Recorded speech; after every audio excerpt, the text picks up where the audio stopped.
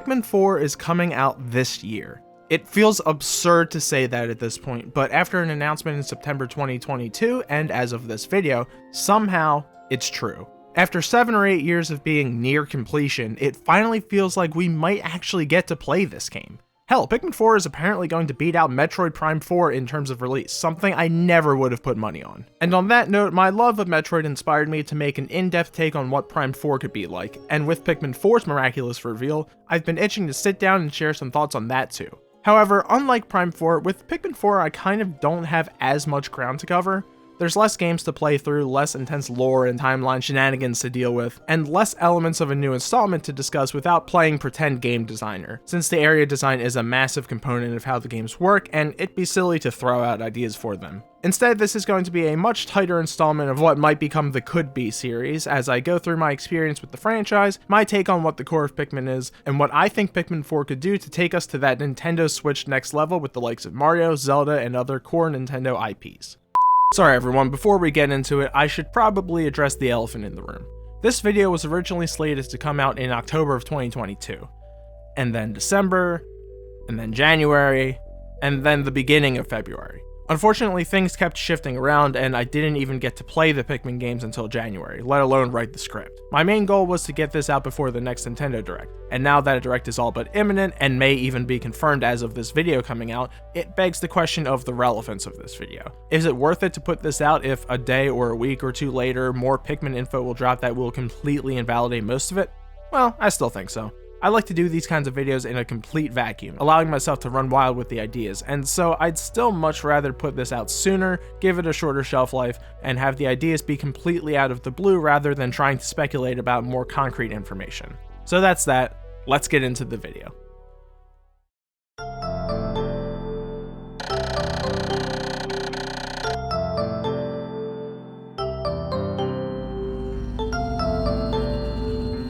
Just like my Prime 4 video, I want to start out by establishing my history and feelings in regards to the Pikmin franchise. This will hopefully help you get an idea of where I'm coming from and why I'm making the choices I am down the road. And to start off, I'll make a point that I did not grow up with this franchise. I was really only aware of Olimar because of Smash and because my friends did grow up with Pikmin and love it. It wasn't until early in college with said friends Wii U available that I jumped in. I was almost instantly hooked, playing through 3 and then 1 and 2 and 3 some more. I should also make a note that while I did play through 1 and 2 with the standard controls, I far preferred using the Wiimote for Pikmin 3. Since then, I haven't had the chance or occasion to play them again until now. With Pikmin 4 becoming a real thing, I revisited the trilogy again, in the proper order this time. I played through 1 and 2 on the Wii U Virtual Console, rest in peace, and Pikmin 3 on the Switch in the form of Pikmin 3 Deluxe.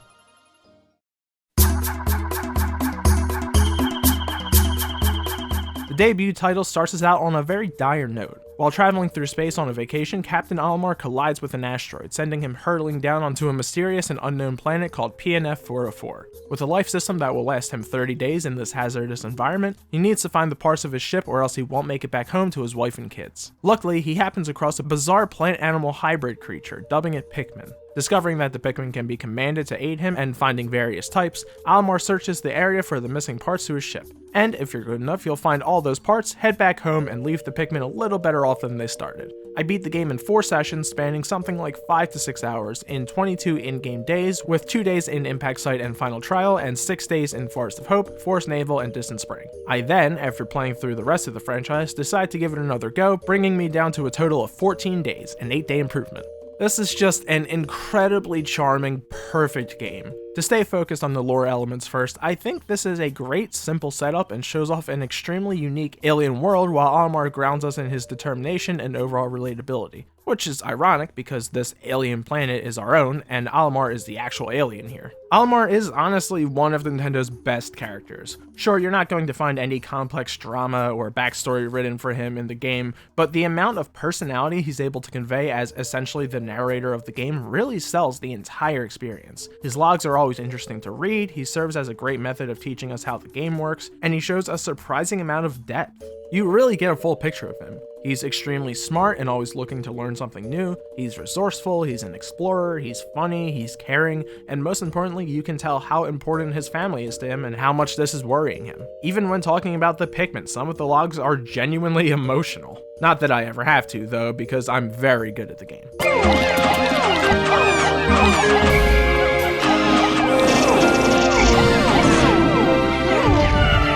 On that note, let's talk about the actual gameplay. While following Pikmin games may have been more expansive in their content and variety, Pikmin 1 takes every element it has and tightens it into a perfect experience. The laser focus and relatively small scale that could be beat in an afternoon lends to a ton of replayability, really encouraging you to jump right back in and figure out every way to get off that planet quicker and lose less Pikmin. Much like Olimar learning the ropes of this world, we're constantly learning how the game is laid out in a way that challenges you to do better while feeling manageable with a very natural progression. Its addictive quality is helped with how great things flow together, whether that be in the design of the areas or just the experience as a whole as you figure out more and more ways to get the objectives done. In that vein, I like that you kind of just stumble across these bossish enemies, giving yourself a heart attack and deciding on the fly whether you're going to try to figure them out or run. The fact that even in this, enemies have specific schedules, meaning you may not ever see some instances depending on how you play, is so cool. My favorite area is probably Forest of Hope, as I think it encapsulates what the game is going for perfectly, while the amount of submerged area in Distant Spring is kind of lame with how much emphasis it puts on the blue Pikmin. Speaking of course this game wouldn't work without the Pikmin. And while it's always fun to see what new types they could come up with, having just these three here is actually still really versatile and well-rounded, with each fitting an important aspect of the game. If I could complain about anything, it's that the Pikmin in this game are pretty dumb, constantly tripping and following you poorly, but it absolutely fits the narrative, so it's fine. And in terms of other elements of the game, the music is lovely, with the intro randomly banging out of nowhere, and some perfect tunes, like Forest of Hope giving a relaxed but still spacey vibe, or Final Trial feeling off-putting but prepared. There's also Challenge Mode, which has you try to max out your score in the various locations separately. I didn't play it as I was short on time, but I think the concept fits perfectly and is a great distillation of the spirit of the game. All in all, I love this game so much. Is it my favorite in the franchise? Well, we'll see as we go along.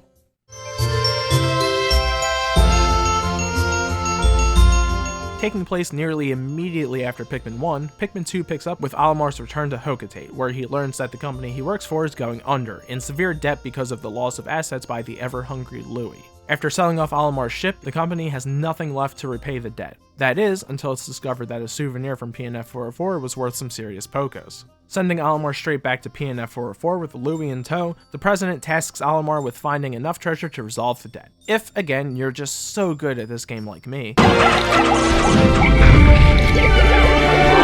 you'll recover your debt and head back, only to realize you've left Louie behind. Now working with the president himself, you collect some more treasure and get Louie back home. Unlike the snacky time to beat of Pikmin 1, this game took a while. I played for somewhere around 21 hours across 7 sessions, spending 6 days in Valley of Repose, 6 in Awakening Wood, 11 in Perplexing Pool, and 5 in Wistful Wild for a total of 28. And that's not even considering that I didn't play either of the 2 additional modes, being Challenge Mode, now as unique sets of tasks with certain Pikmin in distinct environments instead of just slight variants of the main areas like in 1, and Battle Mode, a 1v1 that has you using Pikmin and random items to gather treasure quicker than your enemy. Both are pretty good choices for extra modes. Admittedly, I'm going to be pretty harsh to this game, so I'm going to go over all the nice or kinda mixed stuff first. This game is essentially a different execution of the same core framework of 1, with most of the levels even being direct modifications of the originals. In some ways, 2 is a great remastering of the core concepts. In others, it makes worse choices that lessen the original charm. A lot of the smaller tweaks are undeniably good though. The Pikmin follow you better and are generally easier to work with, and the speed of things like plucking and breaking barriers being increased is much appreciated. It also makes sense from a narrative angle, as we saw the Pikmin start to develop a little more independence and tenacity. This continues throughout the franchise, and I love that they chose to do this instead of leaving them static. Speaking of that narrative gameplay tie, adding another captain into the mix and allowing that to expand upon Olimar's backstory and motivations is another excellent decision. I think the possible complexity of these characters gets a little washed out in future installments, but Louie as the hungry, naive dope and the president as impulsive and greedy but not in completely unlikable ways sits very nicely. Packing in even more character are the logs, whether they're from Olimar or the ship. Just like 1, these really get you into Olimar's shoes, helping flesh out this odd world and usually making you laugh. Stuff like the sales pitches are so unnecessary but so appreciated. And with that, having the treasure be real-life branded products is just the coolest. It eliminates any doubt that this is our world, and aesthetically it's an awesome way to sell the scale of the world. The music is great again, with much more variety on top of much more noticeable adaptation to what you're currently doing, which always elevates a game. Berries and the suit upgrades are really cool ways to make the captains more active, especially the berries. The area designs are really nice here, with Awakening Wood still being quite strong and Pool actually being a really nice rework of Spring. Having no time limit is nice in some ways, as it relieves stress and encourages experimentation, but it also takes away from the breakneck pace of the first. And last but not least, the additions of the white and purple Pikmin are really cool. Sure, there's the Bulbmin too, and they're fun and all, but let's be real, they're just a helpful gimmick for this game's challenges. The stars are definitely white and purple, with unique attributes and really powerful implementations in combat, with the white's poison sacrifice play and speed, or purple's stun along with its carrying capacity. So far, I've only really had positive things to say, and some of my issues are pretty minor and don't impact the fun at the heart of the game. Juggling 5 Pikmin can be a little much at times, especially when they're not all grouped properly. I miss seeing the graph at the end of the day. While it's not necessarily gonna happen every playthrough, I found the need to spend days grinding either for berries or specific Pikmin, and that was just kinda lame and boring. And this isn't totally a negative, but the enemies are rude in this game. If you're looking for the hardest possible Pikmin experience, this is it. So many enemies will wipe you out without a second thought, and it can feel a little cheap at times, especially when this is the game I struggle to keep my Pikmin counts healthy in the most, altering my gameplay. But like I said, for the amount that this game does right, all of these issues I could probably forgive were it not for a single aspect of this game. Caves. Caves are bad. In fact, I would go as far to say I hate the caves. In tandem with the lack of a ticking clock, it turns what was originally a tight, no-filler experience into an absolute bloated slog. And because they're such a huge component of this game, they only serve to amplify everything I don't like ad nauseum. This is also due to their procedurally generated nature, as instead of the learnable and puzzle-like qualities of the overworld, you now just have a bunch of messy, stressful encounters. What's worse than a tough enemy that'll pancake half your Pikmin? Why don't we throw in 3 different enemies like that, all directly next to each other when you spawn in, and some bomb rocks while you're not looking? And I can't stress enough that this isn't complaining about the difficulty. I cleared every cave in one go, and the bosses are actually super distinct both in this game and amongst others in the franchise. But that's not enough to justify the runtime caves make you endure. Not only does the day clock stop while you're in there, meaning any sense of progression is slow to a crawl, but depending on the number of sublevels, caves go from fair enough to disgusting. 7 to 8 level caves are about as much as I can bear, and even then they completely sapped my energy and desire to continue playing. As long as they have fair enough buds, they're okay. But anything more than that, especially in Wilds, is just ridiculous. It's too much, it's not fun anymore. It's the only time with this franchise that made me want to stop playing for the day. I should also mention that while I was prepared this time around, the first time I played this game I beat Dweevil but didn't have enough to carry the pieces, and instead of being cool and leaving them there for me, I had to do the whole fight again. Miserable. Does this game do a lot of good things? Yes. Is the spirit of Pikmin still here? Absolutely. But it's distorted into such a tedious and at times cruel version of the original formula that Pikmin 2 is far and away my least favorite. I have no real interest in playing it again.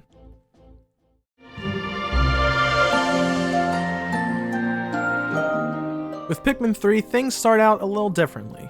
We're introduced to a new planet, Kopai, whose inhabitants are on the brink of starvation due to a lack of resources and proper planning. After scouring the galaxy, they find but one planet that could potentially be their solution. And without their knowing, it's none other than PNF 404. They send an engineer, Alf, a botanist, Brittany, and a captain, Charlie, to investigate these findings and save Kopai from calorie-deficient collapse. Naturally, something goes horribly wrong, leaving the crew stranded on the planet collecting fruit until they can find a mysterious Hokutation who happen to find the key to their interstellar travel. After teaming up with the Pikmin and some mishaps with the wrong Hokutation, they eventually track Olimar down to where he's being held captive by an odd golden life form. They're able to hold the monster at bay and escape the planet with the 2 Hokutations and enough seeds to save their world. I played this game for a little under 12 hours across 5 sessions, not including when I accidentally started on normal difficulty thinking it was, normal and not easy, until restarting on the proper difficulty, which was 2.5 hours. I spent 8 days in Tropical Wilds, plus 1 for the intro, 8 in Garden of Hope, 7 in Distant Tundra, 6 in Twilight River, and 3 in Formidable Oak, for a total of 33, a number that I definitely think I could get down and I would like to play it again soon. But alas, making this video called. This game has a lot of other stuff to do as well. Along with the multiple difficulty settings, there's also Olimar's assignment and Olimar's comeback, taking place before and after the campaign respectively, and playing kind of like challenges. These took me 40 minutes and 2.5 hours. And once again, I did not play missions or battle. The missions are similar to Pikmin 2 in that they are more distinct challenges with certain limitations, but expanded into the categories of killing wildlife, collecting treasure, and beating bosses. They also have a good variety of settings with maps from the campaign, remixes, and entirely unique settings. And battle this time around is Bingo Battle, giving you a card of things to get to your onion before the enemy. I think this is a pretty cool idea, though it seems like it leads to much more isolated gameplay, just trying to work quicker than your opponent or getting lucky with your objectives rather than actually going head to head. Pikmin 3 was my first Pikmin experience back when it came out. I loved it then, and I love it now. I'm consistently torn whether I like 1 or 3 more, but at the end of the day, I don't think they're really comparable with each other, and it just depends what mood I'm in that day. Pikmin 1 is a pure, compressed distillation of the core concept, with nothing more and nothing less than it needs. Meanwhile, Pikmin 3 aims to be more of a full-fledged, narrative-guided game with an emphasis on objectives while still refining and in some ways perfecting the Pikmin formula. It doesn't get everything right, as I think some things were lost in efforts to make this the most accessible Pikmin game, but I can't deny that this was probably the most addicted I got to one of these games during this playthrough, wanting nothing but to get back to playing it. A far cry from Pikmin 2. I think this is because of how areas are structured, setting up payoffs that put your brain to work day to day to get things figured out, whereas Pikmin 1 is more about figuring out the whole game and going back to do it better. One approach isn't better than the other really, it's just cool to see the same basic principle of learning and adapting used in different ways. So since I keep comparing these two apparently incomparable games, let's get into some mechanical elements and miscellaneous things that I like about 3. Following 2's trend, the Pikmin are now more capable and more on top of their game than ever, as shown in a variety of ways. They now follow extremely close behind you, and they're generally a little smarter in terms of their pathing back to the ship. You also no longer swarm them to come down on enemies or tighten up for narrow pathways, instead using new mechanics like charge and locking on. Lock on is a very natural addition that works wonderfully in tandem with gyro, which is how I played the game. As for charging, I'm a little torn. There's definitely a level of charm and interesting control found in the old swarm ways, but with increased speed of the Pikmin eliminating it as a movement necessity and the changed nectar mechanics, I can see why charging makes more sense as a combat-focused option while simultaneously displaying that the Pikmin are more organized than ever. You also now have a much bigger whistle, again having its ups and downs, being easier to squad up but harder to delegate precisely, and the Pikmin respond to the whistle differently, only pausing during a task upon one whistle and fully returning to you with 2 or holding. Again, positives and negatives. It's nice to not completely screw up your operations while trying to call one rogue Pikmin, but sometimes you need the franticness of getting Pikmin back to you as quickly as possible. And there's other quality of life stuff like dispersing your crew leaving the current type you have, seeing what Pikmin is next in line for selection, plucking and destroying walls even quicker, and seeing a meter for your ultra spicy berry storage that just makes the game feel good. Also, small side note, I like that you see differences in the ship takeoffs. The Dolphin rising steadily, then moving to the freight ship which takes longer but then nearly explodes launching into the air, and then the Kopite ship feeling more high-tech. On to broader positive things, I think 3 Captains works really well, especially with all the new automation features. Being able to split up tasks, spot enemies on the map, and chart a captain's course accordingly to fully maximize your efficiency is so rad and so Pikmin. And as characters, the 3 are enjoyable. They may not have the grounding charm of Olimar carrying us through the game, but they're entertaining archetypes that still have a ton of opportunities to share their perspective, whether that's talking on the ship or their distinct log entries on enemies. And speaking of newcomers to the franchise, our new Pikmin types are Rock and Winged, and I really like them. I think they overall serve the unique aspects of gameplay that Whites and Purples did, with Winged and Purples both slowly moving things with more efficiency, either in number of Pikmin used or in easier pathing, and Whites and Rocks having more immediate damage output with Whites poisoning when eaten and Rocks doing straight blunt damage and not getting crushed. Yes, I know the reverse is more of a direct analog, but both can be true as the Whites and Purples are a little more well-rounded in both their utility and combat, whereas the Wings and the Rocks generally have a focus on one or the other. Along with that, we also get entirely new areas, and god, what a nice change of scenery it is. With lush environments and beautiful lighting paired with really sleek designs that hold a bunch of fun little encounters and modifying as the game goes on, the areas are fairly expansive while still being tight. I might still prefer 1 and 2s in their overall construction, but these complement 3 perfectly. And as always, the music is on point, crisper than ever while still retaining that quirkiness of the series.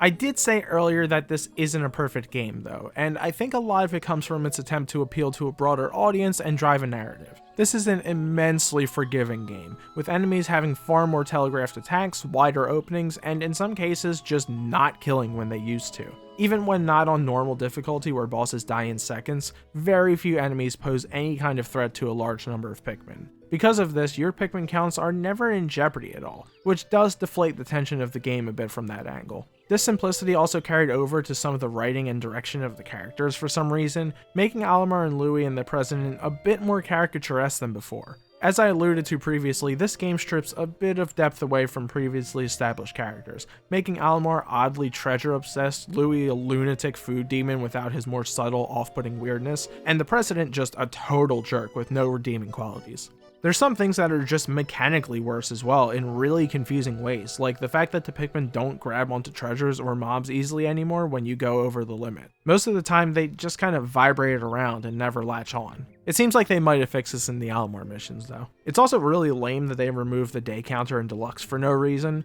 It's not necessary, but it's just nice to see and hurts nothing by its presence. I have some issues with the enemies as well. More broadly, I think the enemy placement and spread on the maps can be a bit empty and over-designed to a fault.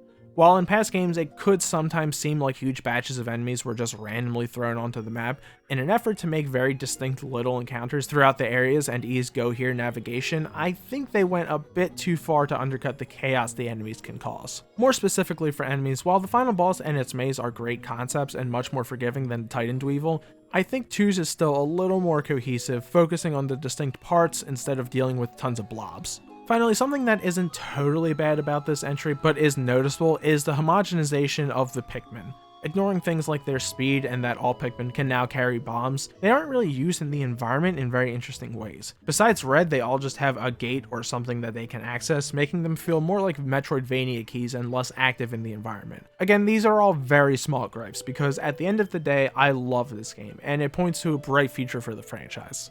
So while that's all the true mainline entries to the franchise, there are in fact 2 other games that I should probably bring up for the sake of the complete discussion, even if fans would prefer I didn't. I have not played either of these games and they don't particularly interest me from skimming around their gameplay, so I'll make this quick. Hey Pikmin is certainly the one of these 2 that caught the most flack for not being the next installation that everyone was looking for. Is it entirely warranted? Well, since I didn't play, that's not really for me to say. The core concept of converting Pikmin gameplay into a 2D style is interesting enough, but the gameplay was too boring for me to watch through all of it. It's basically a puzzle game where you use a limited selection of Pikmin to gather fuel and defeat enemies so you can escape this new planet. Hey, wait, why are the Pikmin here? This can't be PNF, right? Are the Pikmin starting to find new planets in their onions? Was this another ex-human planet that they sprung up from as well? Will we ever get an answer? No. There are a couple fun new concepts kicking around, like new enemy designs, destructible sand blocks, and giving Olimar more movement options and abilities, and the music can be pretty cool, but overall, it's nothing special. I do think the Leech Hydro could be interesting in the future though. We'll keep that in mind.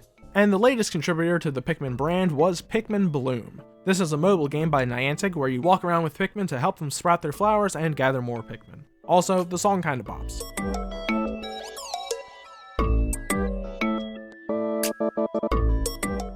Now, I'm not going to pretend like I care about this game at all. Like any good citizen, I too was waiting anxiously for the extended Bloom segment before 4's reveal to end. It can't be Pikmin, right? We're not going to hear about Pikmin. Today, I'd like to talk a little bit about Pikmin.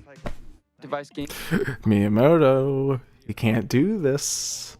You can't do this to people. You can't just talk about Pikmin Bloom. You cannot talk about just Pikmin Bloom. Miyamoto, we do not care about this game. Please. People will riot. Your lives are on the line, Miyamoto. We're burning. Why are we talking about this game for so long? There's no time.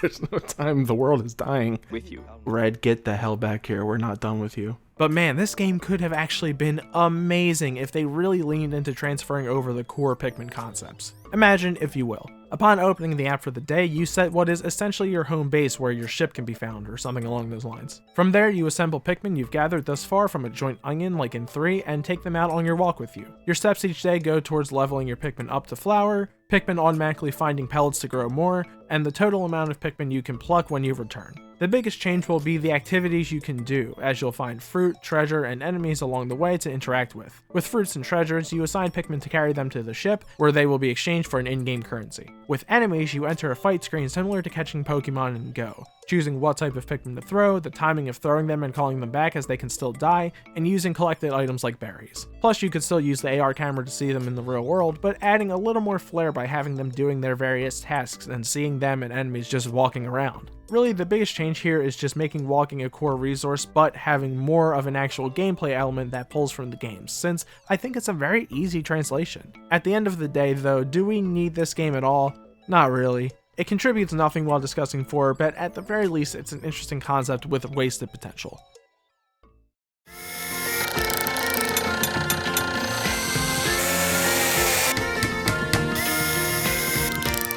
With my experience with the Pikmin franchise established, I want to take some time to talk about what I feel the strongest and weakest elements of the games are before moving on to new elements introduced in Pikmin 4. Whether Pikmin 4 falls in line with the others or charts its own course, there are plenty of pieces of the Pikmin puzzle that probably should be present. Before we decide on those pieces though, I think it's important to establish what I think is the heart of the Pikmin franchise. And I actually might lose a couple people here because I feel a lot of people get this wrong when they read into the franchise and talk about how it could be expanded. See, on paper, Pikmin is a real-time strategy series. This is most prevalent in the usage of the Pikmin, commanding them in battle, and managing them as resources to get tasks done. But I really don't think of Pikmin as real-time strategy all that much, and I don't feel that's what the heart of the game is.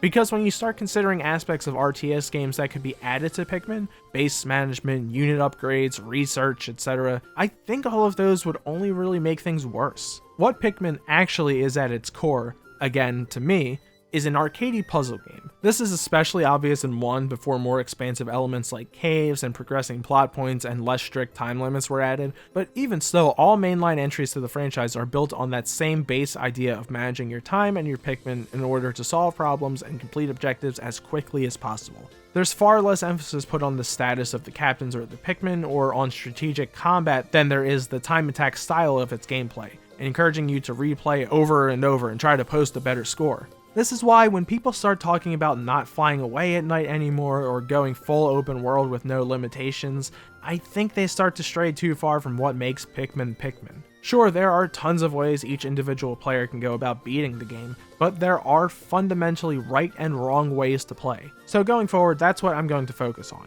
Time management, problem-solving gameplay revolving around the Pikmin, and encouraging replayability with an emphasis on efficiency over indulgence. With that in mind, let's follow up by discussing the elements of the trilogy that best embody that core philosophy and should be included in Pikmin 4. Let's start with the captains. Multiple captains is a must at this point, though we'll discuss how many and who soon. More importantly, the automatic functions introduced in 3 like plucking and go here are an absolute necessity. It fits right in with the time management element of the games, and it's just an incredible quality of life upgrade. I also want the more active captain elements from 2, 3, and Hey to return, especially 2. Now that the Pikmin are more competent than ever, it would be nice to give the captains some special tools to make them feel like important components of the team for things other than throwing.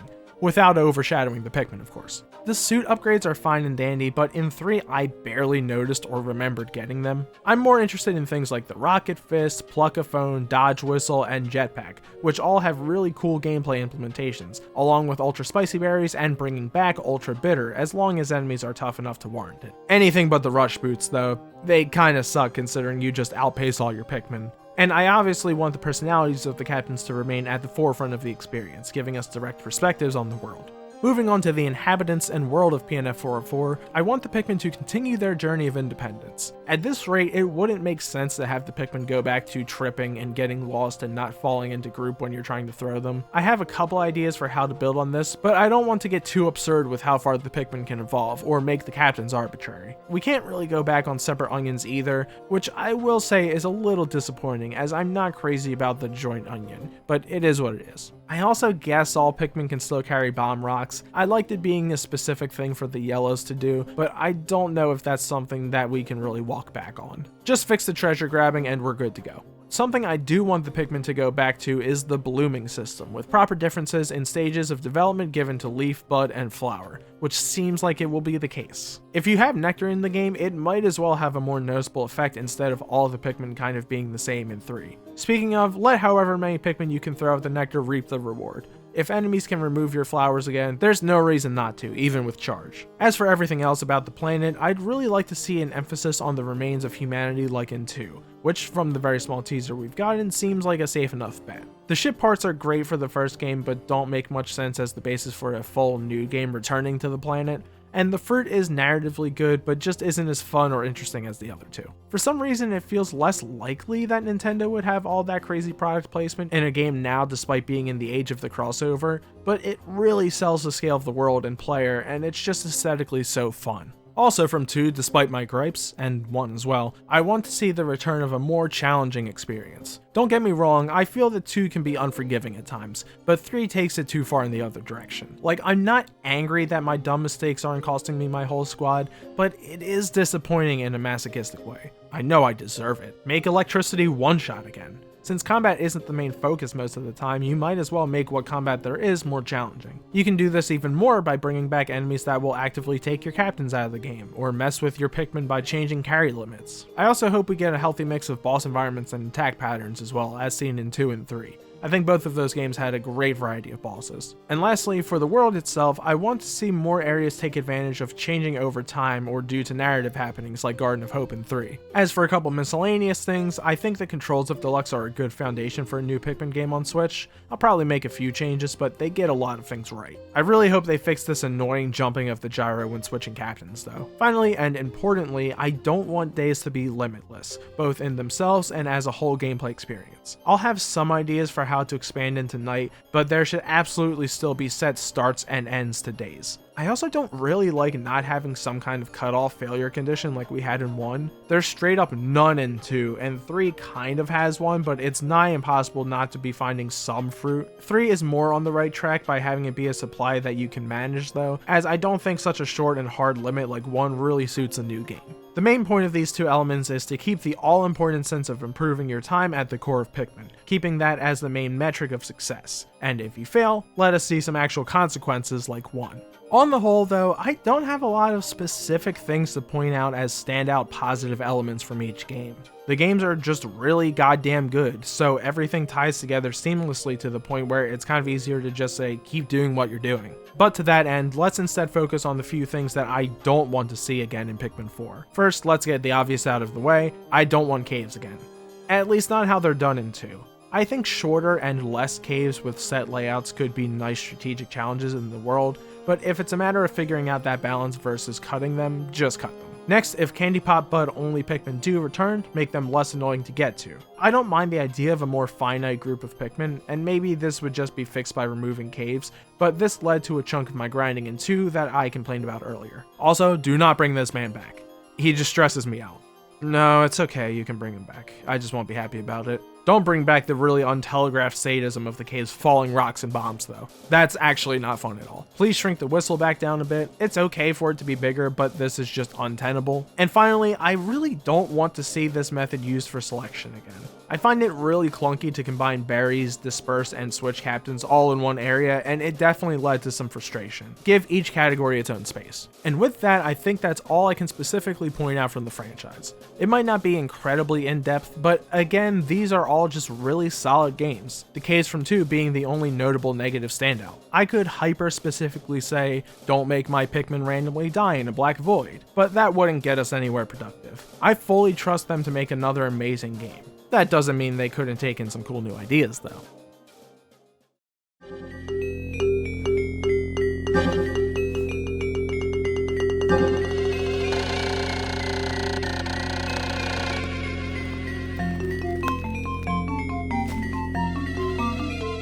Alright, no more hiding behind the old games. It's time to step forth into the brave new world of Pikmin 4. We don't have much to go off of right now. We know it's coming this year, we know a couple of returning enemies. It seems like there will be a renewed focus on human structures and items. However, 3 things stick out most from our September sneak peek.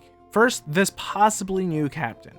Now, could it be Brittany with a haircut? Absolutely. But the change in suit design and slightly different hair make me think maybe something else is going on here. More on that later. Second, the camera angle was a main point brought up, described as From the Pikmin's perspective near the ground. I'm assuming this generally means a tighter view on the captain as well. This has two main implications to me: to draw attention to the size and perspective of the world, and that maybe they expect you to have less Pikmin per captain considering you won't be seeing them all. And third, the concept of dandori in Japanese, or strategically planning, deploying, and commanding the Pikmin. This is what they're using as the essence of Pikmin, and it's truly a beautiful thing to hear. This makes me think we're going to step away a little from the philosophies of 3 and turn back toward 1, where the only thing that mattered was how you got Pikmin and how you used them. Of course, it'll never be that simple again, but making sure focus is not put too much on the captains or the story is for sure a good thing. Speaking of 3 though, we do have to keep in mind that 3 Deluxe is our best estimation of what Nintendo aims to do with the franchise as of now. And as we've seen, 3 and 3 Deluxe aimed at sights towards new players, being subjectively the easiest games and having more wiggle room for players to play how they'd like. That's not to say it completely lacks the tense gameplay of 1 and 2, but it also doesn't specifically encourage it. So the question is, what type of game does Pikmin 4 intend to be?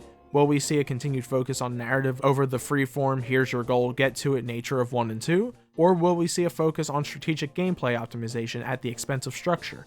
Well, let's look at the sales. Okay, so if that's any indication, the former may be the continued focus. It's fairly likely that some form of narrative structure will drive the developments of the game. However, that doesn't mean the game will be just like 3, as our brief glimpses of the game suggest more open areas supporting gameplay akin to 1 and 2. Furthermore, that doesn't mean that I will be sharing ideas based on that likelihood, as I am not the starter level player they may be keeping the doors open for, nor I expect are my viewers. It's more so something to keep in mind than anything, creating concepts that provide depth for seasoned captains while not adding too much crunchiness for those looking for a simpler, relaxing experience. With all of that in mind, instead of a long-form presentation like Prime 4, I'll be separately covering the most important key points and ideas I have that I'd like to see in Pikmin 4.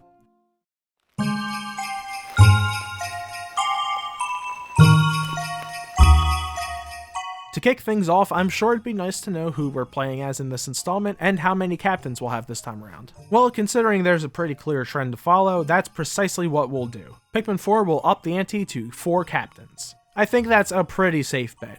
As for who they are, I strongly believe that we will finally be meeting Olimar's family firsthand. Throughout the series, Olimar and his family have expressed how much they love each other and want to be together, and especially in 3, there seem to be several direct implications of his family coming along and experiencing the Pikmin 4 themselves. We know that Olimar has a wife, a son, and a daughter, a perfect fit to that 4. Plus, if you look at them, they're kinda already color-coded. Sure, I guess you'd be taking away Olimar's classic red and giving it to his daughter, potentially pictured here sporting some dyed hair matching her love of pink, but otherwise his family unit all coordinate into distinctly recognizable captains easily. I think this also leaves a ton of room for great character moments as well, as a family dynamic with the framework of surviving this hostile planet could be really entertaining and interesting. Sure, I guess we could see the return of the Copites +1, but my money and hopes are on seeing Olimar's entire family finally spending some quality time together. Now, while it could be its own segment, I figure now is as good a time as any to discuss the potential plot of this game. After all, why are these 4 here together for the first time? This is actually the last point I finished for this video, and I was really stuck on it for a while. Though the premises are generally simple, it was actually hard to figure out what new concept would fit into a new game. Maybe Olimar has started a tourism agency to PNF 404 and something goes wrong, leaving a group of 4 new captains to follow his lead to survive? Or maybe he's tired of Hocotate and fascinated by PNF, leading him and his family to try to make a life on the Pikmin planet. No, neither of those are it, and we can't just do another debt storyline. Surely Olimar must be sick of that by now. Aha! That's it! The game kicks off by telling us that Olimar has left Hocotate Freight. Now, I will say I don't know how likely this is considering his working class hero vibe has become a part of his character, but I think we can work with that. Tired of his demeaning, foolish boss, Olimar sets out to create his own family-run galactic shipping company, and inspired by those who have helped him move things around plenty of times in the past, he calls this company Pikmin Post. His family fully supports him and are all in, ready to help him build this business and finally spend time together. However, they're going to need the funds to get this thing off the ground, and that's why they go back to PNF 404 to gather treasure and amass funds to get their business quite literally off the ground. This isn't where the ticking clock element of the game will come from, as that ties into something else later, but it does harken back to Pikmin 2's concept from a much more independent point of view, as well as gets us back into more human environments. So there you have it. Pikmin 4's 4 protagonists will be Olimar's family searching for treasure to fund their family-owned freight company, Pikmin Post.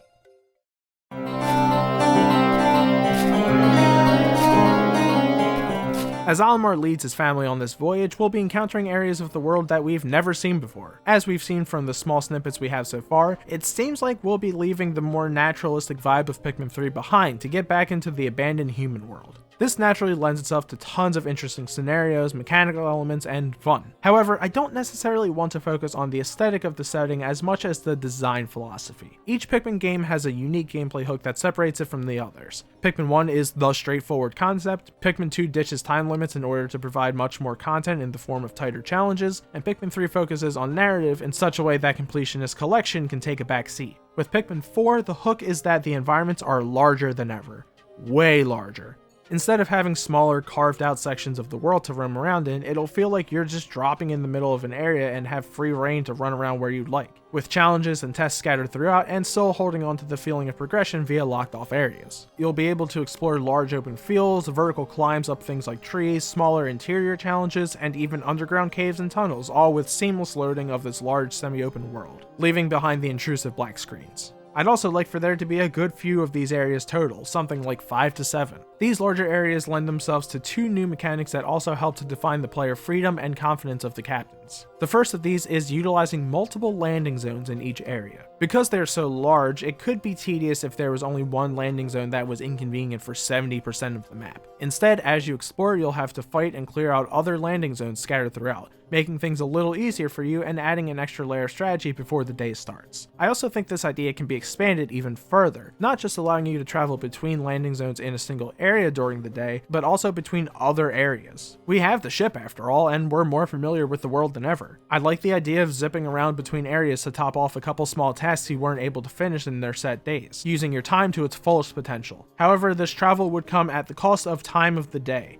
as it'll take much longer to travel somewhere far away should you choose to do so. However, things get trickier as we think about the captains. Should some be able to stay in one corner of the world while the others go elsewhere? And what of the onion? It can't be in 2 places at once, and all the captains need some Pikmin. I think there are 2 approaches that could work here. Approach 1 is all captains need to leave an area if traveling to another. This way, there's no weirdness in having captains missing in action as they travel elsewhere, and the Pikmin will follow suit. Approach 2 is allowing the ship to hold a set number of Pikmin within it, letting you take a smaller crew that you are unable to grow. We have seen Pikmin stay in the ship after all, and they're closer with Olimar than ever. I'd say a full 100 Pikmin could stay in the ship with you. The other mechanic that these larger areas and bolder captains lend themselves to is beginning to challenge Nightfall. Now, I've already said that I do not want full-on nighttime gameplay. Even if there are narrative excuses, from a gameplay standpoint, those end-of-day breaks are really essential to the experience. Otherwise, it might become even more of a slog than the caves, a completely non-stop experience.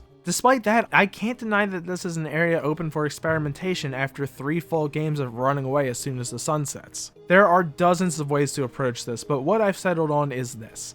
At the end of the day, you'll be warned about sunset like normal. However, you will not be automatically booted off the planet. Since the end day button was added to the menu, there's really no need to have the same forced stop.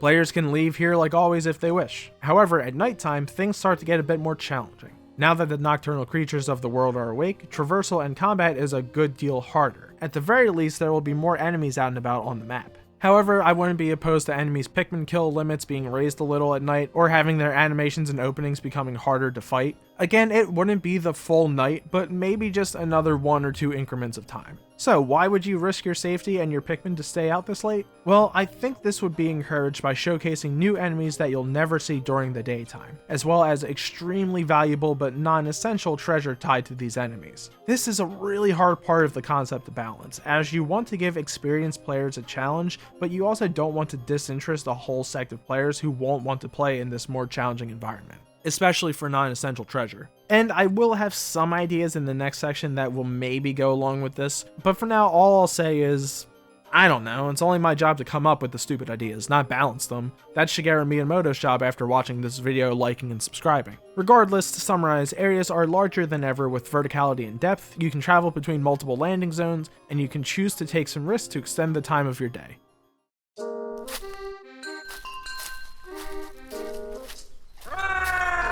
Now for a bit of a side section. In this dangerous world, you're going to need all the helpful tools you can find. As stated earlier, I want the captains to be a bit more engaged in the action again, and have upgrades actually mean something a la Pikmin 2, but also need to make sure that attention is not drawn away from the Pikmin. Remember, Dandori. With that in mind, I have a few ideas for new and exciting upgrades. The first is maybe the least exciting, as I do think a general suit resistance upgrade should return. However, I think it would be nice for the suit upgrade, call it the metal suit if you want, to also negate stun and knockback from incoming damage, allowing you to power through and better command your Pikmin. I also think the ones I mentioned before, the Dodge Whistle, Rocket Fist, Pluckaphone, and Jetpack, should all return, as they each offer something unique to gameplay. Along with those, here are two brand new ideas I came up with. One is called the Giga Glove. This was pulled from a concept I was working on where Pikmin would be able to more directly access their inherent elements and use them for attacks. I didn't want them to full on evolve to another stage or anything like that, nor did I want this to be too overpowered. However, with 100 Pikmin split between 4 captains, it might be okay to have a way for less Pikmin to feel like more. So with the Giga Glove, if you hold and charge up a Pikmin for long enough before throwing them,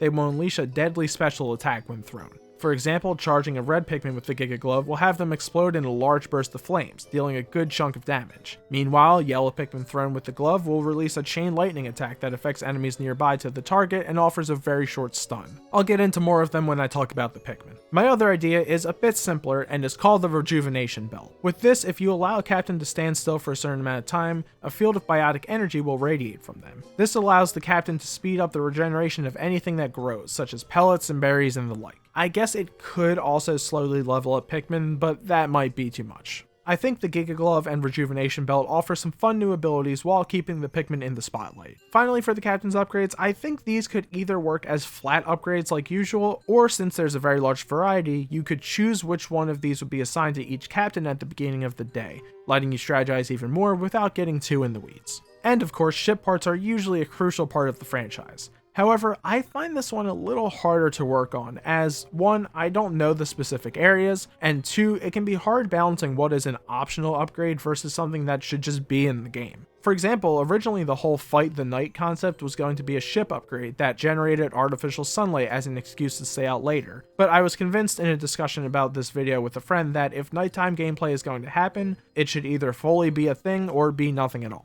The same would go for the ability to store Pikmin in the ship, allowing you to split up with the Onion. It could be a storage upgrade to the ship, but it could also just be inherent in this game. I also considered having to mine energy similar to Hey Pikmin, making sure the ship has enough each day to do whatever you want to do with it. But since that's kind of the main point of Hey Pikmin, let's not worry about fuel here. I think we can think of a few ship upgrades that naturally fit with our ideas so far. A jet booster that will have the ship move quicker in between landing zones, a capacity upgrade to how many Pikmin can be in the ship, maybe starting lower than 100 and getting up there, a mini Nova Blaster that will defend the area near the ship, maybe even something that will send out a plucking wave every few seconds, though that might conflict with the Pluckaphone as traditionally used. Either way, plenty of options of ways we can expand upon the captain's abilities while not making it feel like they're doing all the work.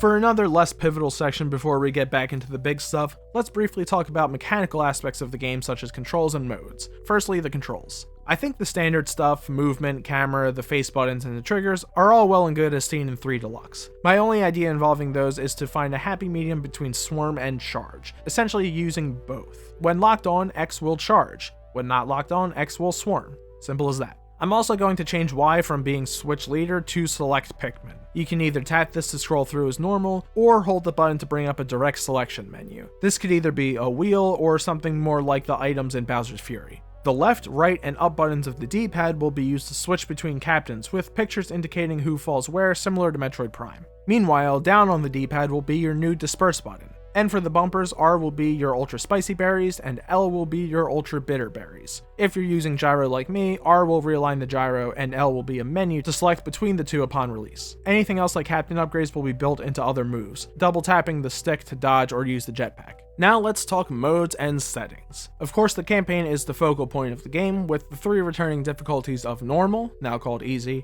hard, now called normal, and ultra spicy. Easy and normal are both fine as is, as I think 3 Deluxe's easy mode giving you more time and weakening enemies actually works really well. Ultra spicy needs some tweaking though. Limiting your Pikmin count is a really lame way to go about it. I say keep the 100 max and focus on the enemies. make enemies meaner, more aggro, maybe remix them a bit to put in more hard enemies consistently. Speaking of remixing, maybe remix the order you find the Pikmin to add an extra level of unfamiliarity and challenge. You can also have environmental effects like fire and water kill Pikmin much quicker, as water does in 3 Deluxe Ultra Spicy. I guess hypothetically you could mess with carry limits or how many Pikmin spawn from enemies, but that might be a hair too far. And before we move away from the campaign, co-op will return, allowing 2 players to pilot the 4 captains. However, I'm not sure online would really work for Pikmin, especially seeing as it's Nintendo. 100 Pikmin is a lot to keep track of and have synced up between users, and a Pikmin not being where you think they are could be disastrous. Maybe save that for multiplayer, which, speaking of, there's multiplayer again. I think splitting into 2 camps, one focused on head-to-head battle and one focused on outplaying your opponent, is the way to go. So the 2 modes I have in mind, not including missions, which can return as well,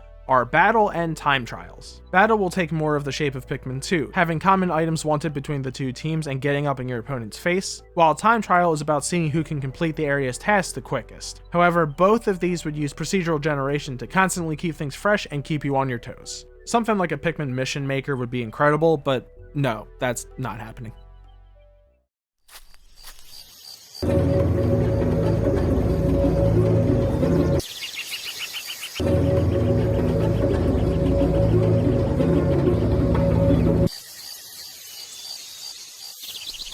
Okay, back into the meat. One of the hottest topics of discussion for any Pikmin game are how many Pikmin we'll have and what new types of Pikmin will be introduced to. So far, each game has limited the campaign to 5 Pikmin, introducing 2 new types. If 4 was to do that, I guess it would be fine, as it would make things a little easier to manage between the 4 captains, but it might be a little disappointing. Plus, the old new Pikmin introduce a lot of really cool concepts that would be sad to either retread or ignore. And so my idea for Pikmin 4's choices for its namesake goes a little crazy. I doubt this will actually happen, but let's imagine a world of 10 Pikmin types. All returning Pikmin and 3 new. Would balancing to make sure each Pikmin stays relevant be tough? Probably. I think this could potentially complement the greater number of captains though. Instead of the infinite waves of Pikmin you can amass in 3, there would be an emphasis on doing more with less Pikmin, making each move and each encounter count. Plus, you'll have to use smaller groups with each captain to accomplish smaller tasks, so organizing and deliberating what types are needed when fits in perfectly with the core themes. So let's start with our Pikmin alumni. Red, yellow, blue, white, purple, rock, and winged. An important thing in bringing all of these guys back is making sure they still represent a core ability with some additional attributes. Red is simple enough. Still do the most damage, immune to fire, explode into fire with the Giga Glove. I think you could give them something else to do in their environment like melt ice or destroy geysers, but I think their damage output destroying walls fastest is good enough. Yellow is still thrown the highest and can be thrown past obstacles or up paths that wings are not able to fly to. They're also immune to electricity, and the Giga Glove has them use chain electricity. Blue Pikmin are still the only Pikmin able to go in water, meaning they are essential to several operations. I think an improved lifeguard mechanic should be brought back, having them automatically go to save other Pikmin even if not idle. And their Giga Glove ability is bursting with bubbles, essentially creating little floating mines in the air that can damage other incoming enemies. Then we see the return of white and purple, both still only coming from candy pop buds, but being found underground instead of in totally isolated caves. These guys definitely need TLC after their appearances in Pikmin 3. Whites are the fastest Pikmin, are immune to poison, and will still deal massive damage if eaten. With the Giga Glove, they will puff out a cloud of poison to cause constant damage. Purples are slow but weigh and carry 10 times normal Pikmin, and have a 1 in 3 chance to stun on impact. The Giga Glove improves these odds and their range, creating a shockwave that will stun a circle of enemies. And we have the Winged and Rock Pikmin. Winged Pikmin keep their unique pathing, as it is one of the most unique ways to mix up the game if used intelligently. They'll be able to travel over water, but lose their immunity to crushing. Their Giga Glove ability has them lift an enemy helplessly into the air. Finally, Rock Pikmin cannot be crushed, have a new resistance to being blown over, break glass-like obstacles, and deal direct impact damage without ever latching on. Their Giga Glove ability is to charge straight into enemies and knock them a decent length away. So that's our returning 7 Pikmin, with 5 in the Onion and 2 in Candy Pops. Now, I would like to introduce you to 3 new Pikmin, all also from Candy Pops. See, again, I think with things getting bigger and bigger, I don't want every type getting cultivated to massive numbers. Plus, with such large areas, it could be good to have specific buds show up in specific places where they're needed. This will keep the 5 Pikmin from Pikmin 3 as your main units, deciding who you want converted into these powerful variants as you go along. And before I get into things, I just want to make one thing clear. It's extremely hard to come up with new Pikmin types for a lot of reasons. There is such a delicate balance between trying to find aspects of the game the Pikmin don't already cover, things that could be exchanged with other types, or completely new mechanics that are impossible to guess. Plus, I'm just going to tell you something right now. 2 of these are not very original. There are specific things that come to mind when people think of new Pikmin, and there's certainly a consensus on a couple possible abilities or general motifs. Like, really, what is there to focus on besides color and what possible physical alteration there is? It's hard, okay? Pikmin content creators have the hardest lives. With those things in mind, just know I tried my best to think of new ways for Pikmin to interact with the world, and I did not intend to use anyone else's ideas. Introducing the first new Pikmin, Green Pikmin. This little guy's key distinguishing factor is its stem, which is a bit longer and floppier than others and appears to be a thick tangle of vines with thorns. In combat, it's one of the safer Pikmin to use, as it will whip the enemies from a distance, a slow but strong attack. This does mean that if there's an enemy that needs to be climbed, Green Pikmin is one of your weakest units. In the environment, Greens are able to use their vines as makeshift means of travel, attaching to sticks or certain points so that Pikmin are able to climb up them, essentially acting as mobile stick bundles. When needed in greater numbers, Greens will stay in place, creating a bridge that can be traveled over by captains and with treasure, and their Giga Glove ability has them wrap up an enemy in their vines, holding them in place. Now for new Pikmin number 2, Orange Pikmin. These are a little more hunched than others and boast 2 sharp claws off of each arm. These Pikmin specialize in the ground, the one main area of play not really used in the games. They dig at tremendous speeds, can find completely buried treasure, start digging tunnels others can't, follow enemies underground, and so on. They also have a 1 in 5 chance of not being thrown off of enemies when shaking Pikmin off. Their main downside is that their clawed hands are designed for digging and not much of the manual labor required by the captains. This could either be displayed by Orange Pikmin only filling half of a carry spot or maybe constantly dropping their cargo. Their Giga Glove ability is to create a small quicksand trap that draws enemies together.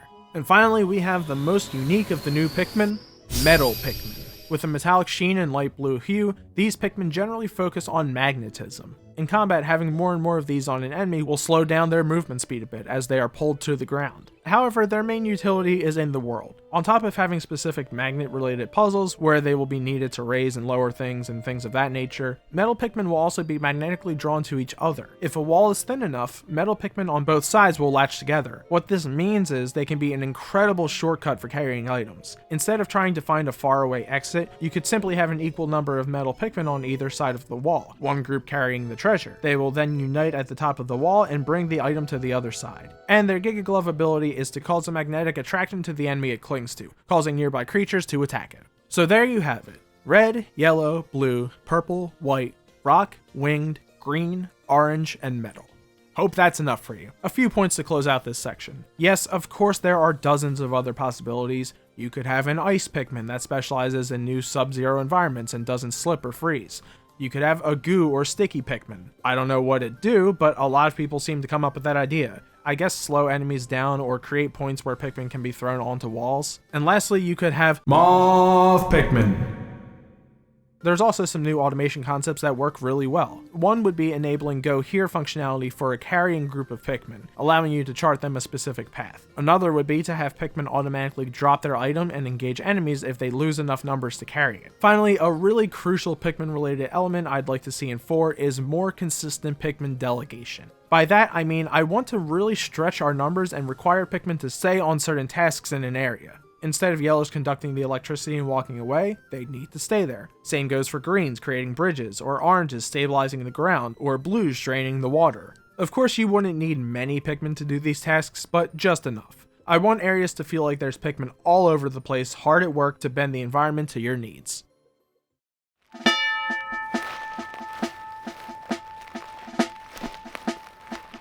Last but certainly not least, I'd like to talk about the enemies we could see in Pikmin 4. I'm not going to get too specific, but I would like to talk about some general concepts before the main event. On the whole, as I've said before, I want more enemies and harder enemies, with the toughest yet being found at Nightfall. I also want enemies to have some more unique functions. I already mentioned stealing your captains and making items heavier, but there's certainly more to do. Steal Pikmin away, mess with your sight or hearing, create false clones, the list goes on. We also of course need to create creatures designed for the new Pikmin. Greens could face off against wood armored enemies, ripping off their bark to reveal their weak spots, or holding down incredibly fast light enemies. Oranges naturally target underground dwellers, tracking them down and bringing them back to the surface. And metal Pikmin specialize in metal enemies, which other Pikmin fall off of incredibly easily, but they cling to.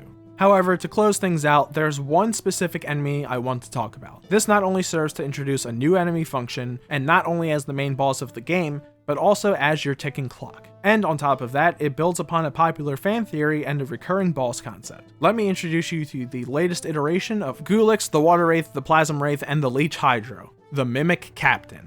Upon arriving back to PNF 404, you realize that some Pikmin are completely covered in a gold substance and not responding to your commands. In fact, they turn to attack you. After defeating them, the gold melts away, revealing their friendly faces once again. After some time, you discover a bizarre reflection of Almar commanding more Pikmin like these, going about some task you don't understand. Throughout the game, you will run into the Mimic Captain in the wild, commanding the Pikmin to take things back to who knows where. Fighting it or having it take you by surprise will show you that it doesn't kill Pikmin, but instead steals them away for itself. Whether it's through some in-world visual threat or a meter established by your ship, after the first time defeating this creature, you realize that you've delayed something bad. Whatever this creature is doing is a threat, maybe to the whole planet. Therefore, throughout the game, if you do nothing to delay the Mimic Captain's plans, a massive creature will be unleashed, covering the world in its essence and taking control. This is bad ending 1. You could also find all the treasure you need and leave, leaving it to its devices. You escape, sure, but you see that you've doomed the planet. This is just kind of an ending as you are able to get away. Later in the game, after you've discovered all you can and fought it several times,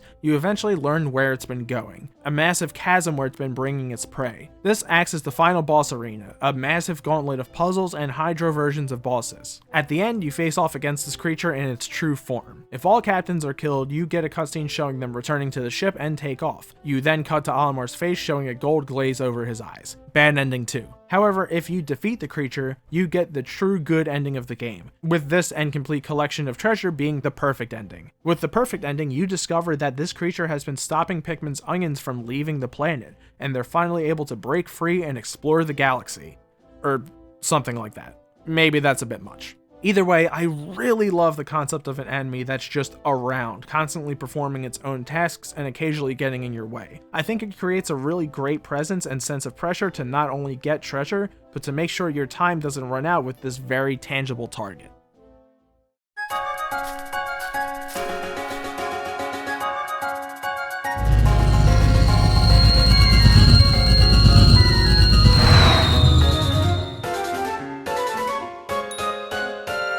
And that, my friends, is my concept for Pikmin 4. As always, I fully expect and accept that the real thing will not be like this at all. I'm not trying to say I told you so with these, I just like to share my ideas and concepts for how franchises could progress. And with any luck, we'll be hearing more about this game soon enough. Leave a comment and let me know what you thought, what you changed, or what you think doesn't work at all. Sorry this thing took so long. As explained in my end of year video, things have gotten kinda hectic for me recently, and I've had to put a lot of attention towards my new band, Night Fury. We'll have stuff coming out fairly soon. However, I do very much still want to focus on Room 100 when I can, meaning in both music and videos. I'm not going to say anything else because I know plans will change, but just know I'm not planning on disappearing. So until next time, be sure to like and subscribe, and as always, thanks for watching.